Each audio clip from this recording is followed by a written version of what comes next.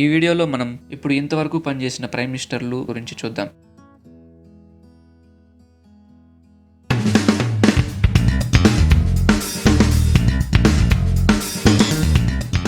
మొదటగా పండిట్ జవహర్ లాల్ నెహ్రూ గారు. ఈయన మన first PM and long time served PM from UP. Mixed ఎకానమీని ప్రవేశపెట్టారు. భారత్ మరియు చైనాల మధ్య పంచశీల ఒప్పందం కుదుర్చుకున్నారు. భారత్ రత్న అవార్డు పొందిన మొదటి ప్రధాని నెహ్రూ గారు మరియు ఈయన పదవిలో ఉండి చనిపోయిన మొదటి ప్రధాని లాల్ బహదూర్ శాస్త్రి గారు. ఈయన విదేశాల్లో మరణించిన మొదటి ప్రధాని. 1965లో ఇండియా మరియు పాకిస్తాన్ల మధ్య యుద్ధం తర్వాత 1966 జనవరిలో లాల్ బహదూర్ శాస్త్రి గారు అప్పటి పాక్ అధ్యక్షుడు ఆయూబ్ ఖాన్ గారితో భేటీ అయ్యేందుకు ఆనాటి సోవియట్ యూనియన్ సమావేశంలో పాల్గొనేందుకు తస్కెంట్కి వెళ్లారు. భారత్ మరియు పాకిస్తాన్ల సంయుక్త ప్రకటనపై సంతకం చేసిన తర్వాత కొన్ని గంటల్లో మరణించారు. ఇప్పటికీ ఆయన అకాల మరణానికి కారణాలు తెలియవు. ఈయన జై జవాన్ జై కిసాన్ అనే స్లోగాన్ ఇచ్చారు పోస్ట్మస్లీ, అంటే మరణం తర్వాత భారత రత్న అవార్డు పొందిన మొదటి ప్రధాని గుల్జారీలాల్ నందా గారు. ఈయన 2 సార్లు యాక్టివ్ ప్రెసిడెంట్ గా పనిచేశారు. 1964లో నెహ్రూ గారు చనిపోయినప్పుడు 13 రోజులు, 1966లో శాస్త్రి గారు చనిపోయినప్పుడు 13 రోజులు, మొత్తం 26 రోజులు ప్రైమ్ మినిస్టర్ గా పనిచేశారు. ఇందిరా ప్రియదర్శిని గాంధీ గారు. ఇందిరా గారు భారతదేశం మొదటి మహిళా ప్రధానమంత్రి మరియు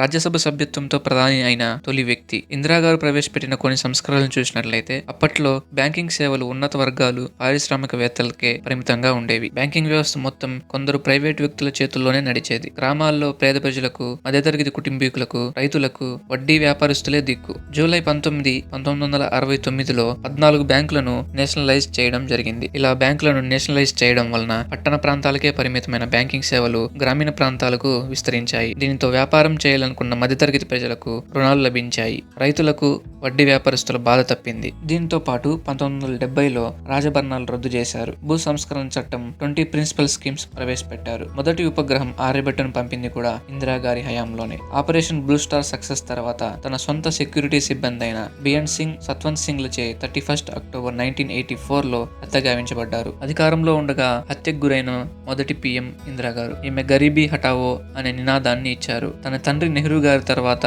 ఎక్కువ కాలం పరిపాలించిన ప్రైమ్ మినిస్టర్ కూడా ఇందిరా గారే. మొరార్జీ దేశాయ్ గారు. ఈయన మొదటి కాంగ్రెసేతర ప్రధానమంత్రి. ఈయన జనతా పార్టీకి నాయకుడు. ఈయన మూత్రం వలన కలిగే ప్రయోజనాలు, తమ మూత్రం తామే తాగడం వలన శరీరానికి ఆరోగ్యపరంగా కలిగే ప్రయోజనాల గురించి వివరించారు. తమ సొంత యూరిన్ కన్జంప్షన్ ని యూరోఫేజియా అంటారు. మరియు ఈయన 1991లో Bharat Ratna award పొందుకున్నారు. Prime minister పదవికి రాజీనామా చేసిన మొదటి వ్యక్తి చౌదరి చరణ్ సింగ్ గారు.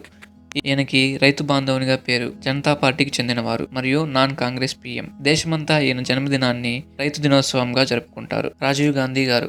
తల్లి ఇందిరాగాంధీ మరణం తర్వాత కుమారుడు రాజీవ్ గాంధీ ప్రైమ్ మినిస్టర్ పదవి చేపట్టారు. ఎన్నికైన ప్రైమ్ మినిస్టర్స్ అందరిలో ఈయన యంగెస్ట్ పిఎం. బికారీ హటావో అనే స్లోగాన్ ఇచ్చారు. ఓటు హక్కు వయో పరిమితిని 21 సంవత్సరాల నుంచి 18 సంవత్సరాలకు తగ్గించారు. 1991లో తల్లి వలె రాజీవ్ గారు కూడా హత్యగావించబడ్డారు. విశ్వనాథ్ ప్రతాప్ సింగ్ గారు. విపి సింగ్ గారు అవిశ్వాసం ద్వారా తొలగించబడిన మొదటి ప్రైమ్ మినిస్టర్. ఈయన జనతాదళ్ పార్టీకి చెందినవారు. చంద్రశేఖర్ గారు. ఈయన భారతదేశానికి 8వ ప్రధానమంత్రి. యూపీకి చెందినవారు మరియు జనతా పార్టీకి చెందినవారు. దేశ పరిస్థితులను తెలుసుకోవాలని 1983లో పాదయాత్ర కూడా చేశారు. 1997లో కాంగ్రెస్ పార్టీ నుండి జనతా పార్టీకి మారి తొలి కాంగ్రెసేతర ప్రభుత్వం ఏర్పడడానికి ప్రముఖ పాత్ర వహించారు. ఈయనకి యంగ్ టర్క్ అని పేరు. పాములపర్తి వెంకట నరసింహారావు. పివి నరసింహారావు గారు తెలంగాణ రాష్ట్రానికి చెందినవారు. దక్షిణ భారతదేశం నుండి ఎన్నికైన మొదటి ప్రైమ్ మినిస్టర్. పివి గారు ఏపీకి సీఎం గా 1971 నుంచి 73 వరకు పనిచేశారు. రాజకీయాలలో గొప్ప చాణక్యుడు. 15 లాంగ్వేజెస్ మాట్లాడగలరు. లిబరలైజేషన్, గ్లోబలైజేషన్, ప్రైవేటైజేషన్లను ప్రవేశపెట్టి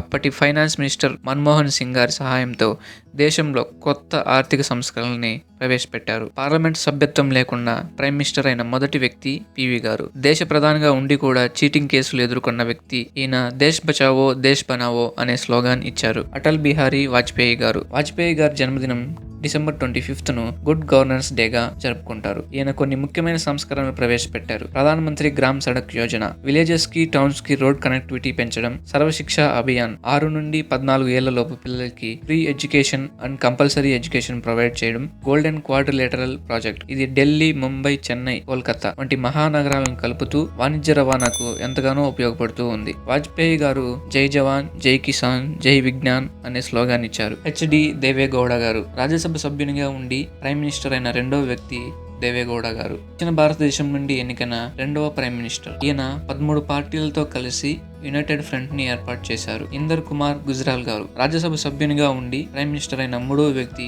గుజ్రాల్ గారు. జనతాదళ్ పార్టీకి చెందిన వారు. ఈయన 14 పార్టీలతో కలిసి యునైటెడ్ ఫ్రంట్ ని ఏర్పాటు చేశారు. మన్మోహన్ సింగ్ గారు రాజ్యసభ సభ్యునిగా ఉండి ప్రైమ్ మినిస్టర్ అయిన 4వ వ్యక్తి మన్మోహన్ సింగ్ గారు. పిఎం పదవి చేపట్టిన మొదటి ఆర్థికవేత్త మరియు ఆర్బీఐ గవర్నర్ గా కూడా ఈయన పనిచేశారు. ఈయన 10 సంవత్సరాల 4 రోజులు పదవిలో ఉన్నారు. నెహ్రూ గారు, ఇందిరా గారి తర్వాత ఎక్కువ కాలం పరిపాలించిన ప్రైమ్ మినిస్టర్ ఈయనే. నరేంద్ర మోడీ గారు చివరిగా మన ప్రస్తుత PM 14th PM Narendra Modi గారి గురించి చూద్దాం. ఈయన పూర్తి పేరు నరేంద్ర దామోదర్ దాస్ మోడీ. ఈయన 4 సార్లు గుజరాత్ కి ముఖ్యమంత్రిగా పనిచేసి గుజరాత్ రాష్ట్ర అభివృద్ధిలో కీలక పాత్ర పోషించారు. ఫారినర్స్ ఇండియాలో పెట్టుబడులు పెట్టడానికి అనుకూలమైన పరిస్థితులు, విధానాలు ప్రవేశపెట్టారు. ఫలితంగా ఈజ్ ఆఫ్ డూయింగ్ బిజినెస్ లో మన స్థానం 2014లో 142 ఉంటే 2022లో 63వ స్థానానికి చేరుకున్నాం. పిఎం గా పనిచేస్తున్నప్పుడు కొన్ని కఠిన నిర్ణయాలు, సాహసోపేతమైన నిర్ణయాలు తీసుకోవాల్సి ఉంటుంది. ఆర్టికల్ 370, 35A రద్దు, ట్రిపుల్ తలాక్ రద్దు ఈ కోవకి చెందినవే. ఆర్టికల్ 370, 35Aలను రద్దు చేసి